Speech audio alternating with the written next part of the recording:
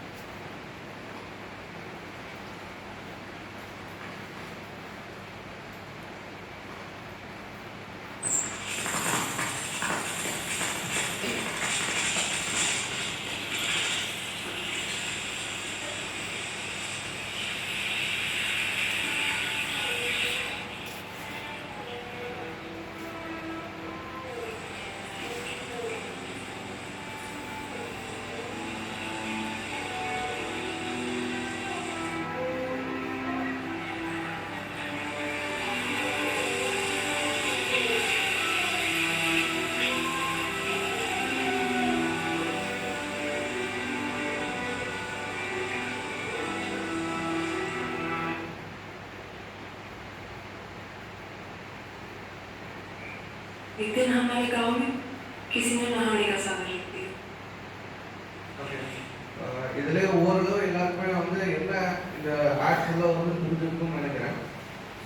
Remaining page ஆகுமா இல்லை கண்டிப்பாக பண்ணிடலாம்.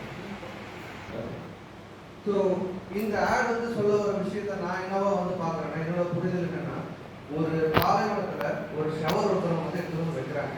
சரிங்களா? ஷவர் அப்படின்னு வரும்போது நமக்கு என்ன தோணும், அது குளிக்கிறதுக்கு வெளியிருந்து பார்க்குறாங்க. ஏன்னா என்ன பார்த்தோம்னா பார்த்தீங்கன்னா அவன் ஷவரில் போயிட்டு வந்து தண்ணி குடிச்சிட்டு இருக்கான், குழந்தை வச்சு குடிச்சிட்டு இருக்காங்க அப்படிங்கிற மாதிரி தான் எனக்கு அது ஃபீல் இருக்கும். பட் ஆனால் அங்கே உள்ள தேவையை யோசிச்சு பாருங்க. அவங்க தண்ணி கஷ்டப்படுறாங்க, திடீர்னு ஒரு தண்ணி சோர்ஸ் கிடைக்கும் போது அவங்க அதை குடிக்கிறதுக்கு யூஸ் பண்ணுறாங்க, வெவ்வேறு வகையில் யூஸ்ஃபுல்லாக பண்ணுறாங்க. ஓகேங்களா? அந்த சோர்ஸ் வந்து லிமிட்டடாக கிடைக்கும் போது அவங்களோட அத்தியாவசிய தேவைகள் என்னவோ அதை அவங்க பூர்த்தி பண்ணிக்கிறாங்க. சரி, நம்ம கேஸே அதே போல தான்.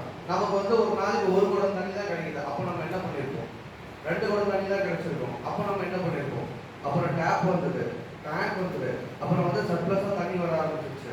நம்ம வந்து ஒரு குடம் தண்ணி இருக்கும்போது அந்த தண்ணி எப்படி யூட்டிலைஸ் பண்ணுறோம், இன்றைக்கி சர்ப்ளஸாக இருக்கும்போது நம்ம அதை எப்படி யூஸ் பண்ணுறோம். ஸோ அந்த டிஃப்ரென்ஸ் எல்லாருக்குமே வந்து ரிலேட் பண்ண முடியும்னு நினைக்கிறேன். அதே போல் தான் நம்ம ஒரு ஃபோரம்குள்ளே வரும்போது பியானெட் இல்லை, எந்த ஒரு ஃபோரம்குள்ளே போகும்போது இல்லை எந்த ஒரு ரிலேஷன்ஷிப்குள்ளே போகும்போதும் நம்ம எக்ஸ்பெக்டேஷன் வந்து ரொம்ப பாசிட்டிவாக இருக்கும். அங்கே நம்ம 4 பேர் தெரிஞ்சிருக்கிறோம், அது மூலிமா வந்து ஒரு நல்ல ஒரு ரிலேஷன்ஷிப் கிடைக்கும், நல்ல ஒரு பிஸ்னஸ் கிடைக்கும் அப்படின்ற ஒரு மைண்ட் செட் மட்டும்தான், பாசிட்டிவான மைண்ட் செட் மட்டும்தான் இருக்கும். ஆனால் நம்ம உள்ள வந்த உடனே அது அந்த ஒரு குடம் தண்ணி மாதிரி ஒரு ஆப்பர்ச்சுனிட்டிக்காக உள்ள வரும், அத்தியாவசியத்துக்காக உள்ள வரும். உள்ள வந்த உடனே நம்ம என்ன பண்ண ஆரம்பிக்கிறோம், நமக்கு அந்த சப்ளஸ் ஆக ஆக ஆக நம்ம வந்து ஜட்ஜ் பண்ண ஆரம்பிச்சிடும். ஓகேங்களா? ஸோ இது சரி, இது தப்பு, ஆமாம்மா இவங்க சொல்கிறது சரி, ஆமாம்மா இவங்க சொல்கிறது தப்பு அப்படின்ற மாதிரி ஜட்ஜ் பண்ண ஆரம்பிச்சோம். ஸோ அந்த சர்ப்ளஸ் வந்து என்னைக்கு நம்ம அந்த சர்ப்ளஸாக வந்து கிடைக்கிற ரிசோர்ஸ் வந்து நினைக்க ஆரம்பிக்கிறோமோ அப்போ வந்து நம்ம வந்து ஐசோலேட் ஆகிடுவோம் அந்த குரூப்ல இருந்து. ஸோ ஒரு ஃபேமஸ் டயலாக் இருக்கு இல்லையா, you will be behind the bars. அந்த மாதிரி வந்து நம்ம பிஹைண்ட் பார்ஸ் ஆகிடும். நம்ம அப்படி சர்ப்ளஸாக இருக்கிறத ரிசோர்ஸை வந்து நம்ம நெகட்டிவாக எடுத்துக்கும் போது. ஓகேங்களா? நம்ம பார்ஸ்க்கு ஐசோலேட் ஆகி நிற்போம், அந்த ஃப்ளோ மட்டும் போயிட்டே இருக்கும், மற்றவங்களாம் பாஸ் பண்ணி போயிட்டே இருப்பாங்க. சரிங்களா? ஸோ அதனால் கிடைக்கிற ரிசோர்ஸை வந்து ரொம்ப ப்ரிஷியஸாக எடுத்து எல்லாமே யூட்டிலைஸ் பண்ணிக்கோங்க. நம்ம யாரையும் எதுக்காகவும் நீங்கள் வந்து திருத்தவோ ஜட்ஜ் பண்ணுறதுக்கோ நம்ம இங்கே வரல. நம்ம வந்துருக்கிறது எல்லாமே ஒரு பியூட்டிஃபுல்லான ரிலேஷன்ஷிப்பும் அது த்ரூவாக உண்டான ஒரு ஹாப்பினஸ், அது த்ரூவாக வரக்கூடிய பிஸ்னஸ், அதை என்ஜாய் பண்ணுறதுக்காக மட்டும் தான் வந்திருக்கோம். ஸோ எல்லாருமே இந்த ஃபோரம் இல்லை எனி ஃபோரம்ஸ் ஒரு குரூப் போகும்போது அதில் ரிசர்ச் வந்து ரொம்ப ப்ரிஷியஸாக எடுத்து செய்யக்கூடிய வேலைகள், வாழக்கூடிய விதங்கள் எல்லாத்தையும் வந்து சரி பண்ணிக்கிட்டுனா அவர் லைஃப் வில் பி லைஃப் இது மாதிரி இருக்கும்.